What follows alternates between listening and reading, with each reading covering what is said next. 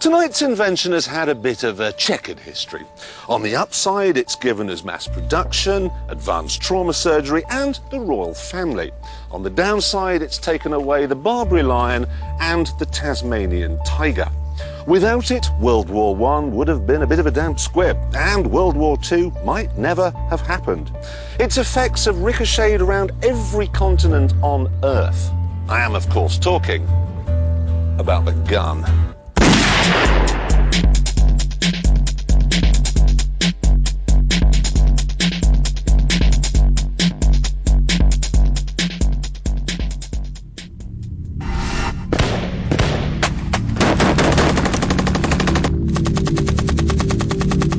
The gun has one purpose: to kill animals and to kill people.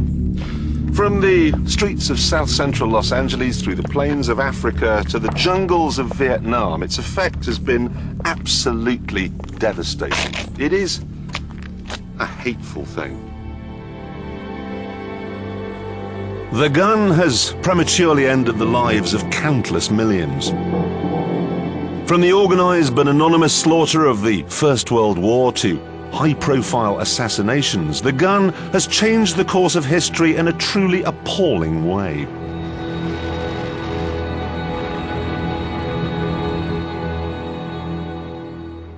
And yet, if you carry one, you win every argument. You always get your own way. And that gives you an immense sense of power. And power is an aphrodisiac. This may well be an instrument of Satan, but it is unbelievably sexy.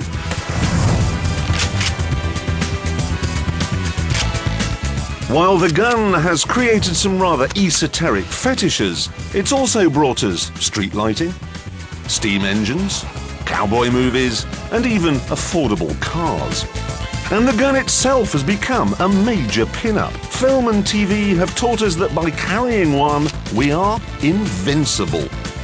Which, ironically, is what gunpowder was all about in the first place. You see, gunpowder, it's said, was originally created in the 9th century as an elixir of immortality. But pretty soon everyone realized that instead of making you live forever, it did the exact opposite. Gunpowder spread like wildfire. Eventually it fell into the hands of the Crusaders, who brought it, along with the plague and a variety of other interesting diseases, back to Blighty. Enter monk, scholar, and explosives expert Roger Bacon. Until Bacon, the powder had to be imported, but in 1249, Father Roger worked out how to make it. As everyone now knows, you take 4 parts potassium nitrate and 3 parts of sulfur and charcoal, and there you are. Back then, though, the simplicity counted for nothing. The church, in fact, denounced it as the devil's work.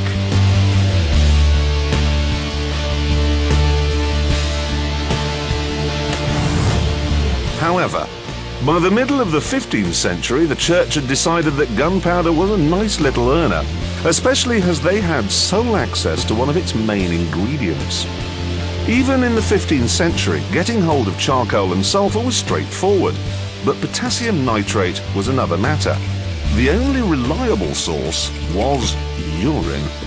And according to the collective wisdom of the age, the ecclesiastical urine of a bishop was by far the best. And if a bishop wasn't available, you could always try a cannon.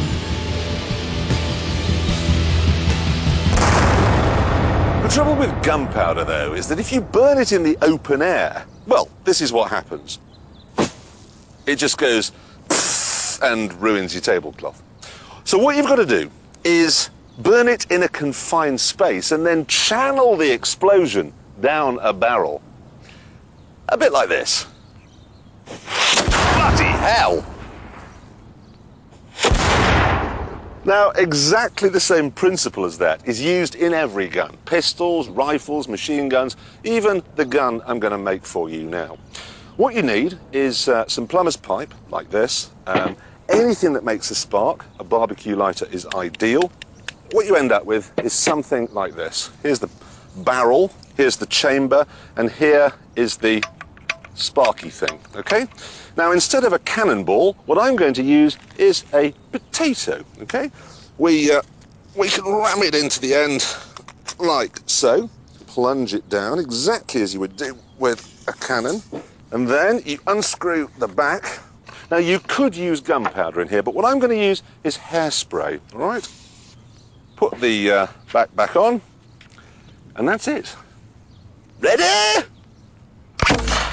Whoa!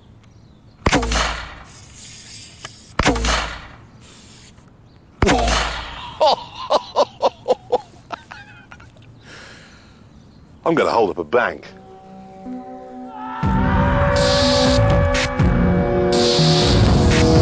Interestingly, early guns were about as effective as a spud in a waste pipe.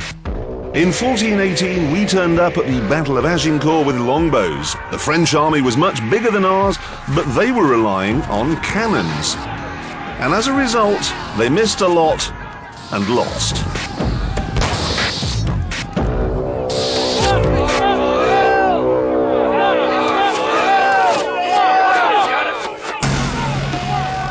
However, just 50 years later at Castillon, the gun was set to make the return match rather less one-sided.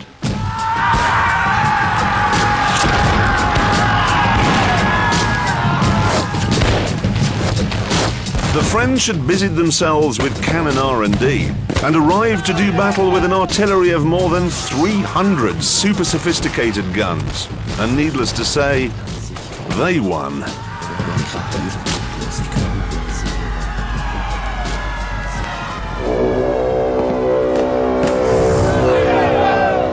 The longbow was suddenly very last year. The cannon was the new must-have battlefield accessory.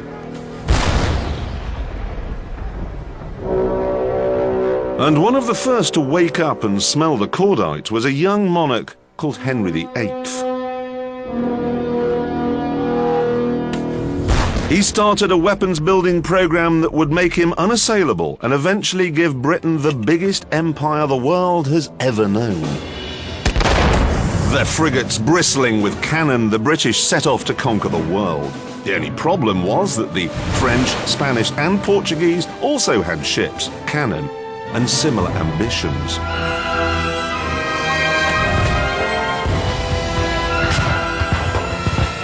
So, if Britain was to rule the waves, she was going to have to blast her enemies out of the water. And that meant having better, more accurate guns.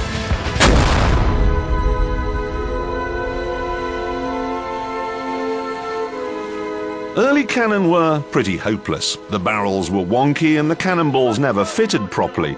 Aiming was pointless, and even if you did hit, the destructive power was pathetic. However, in 1774, an iron worker called John Wilkinson came up with a solution.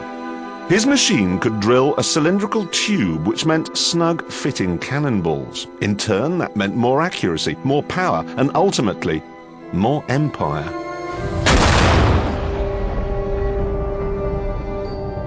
But Wilkinson's tube boring machine had another unexpected spin-off.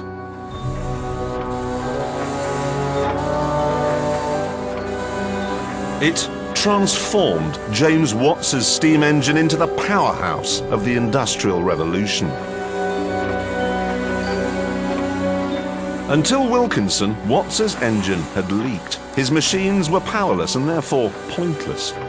But after Wilkinson, Britannia ruled the waves and had the beginnings of an industrial economy too.